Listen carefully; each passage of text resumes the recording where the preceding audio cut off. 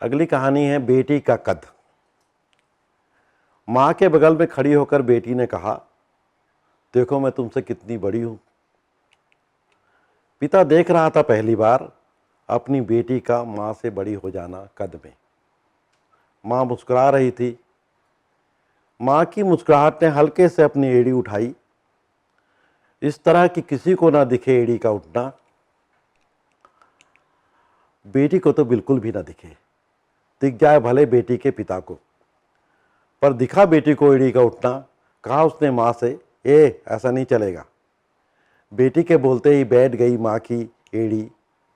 माँ फिर अपनी बेटी से छोटी हो गई कद में। मुस्कुराहट ने दबा ली थी अपनी एड़ी। बेटी पिता के पास आई, देखूं आपसे कितनी छोटी हूं। पिता ने अपने घुटने मोड़े। बेटी का कद पिता से बड़ा हो गया। बेटी हंसी और उसने भी अपने घुटने मोड़े। पिता और पुत्री दोनों एक दूसरे से छोटा होना चाह रहे थे। वे छोटा होते होते इतने छोटे हो गए कि जमीन पर बैठे दिखे, बैठे बैठे हंसते दिखे। उनकी हंसी में माँ की हंसी भी घुल मिल रही थी।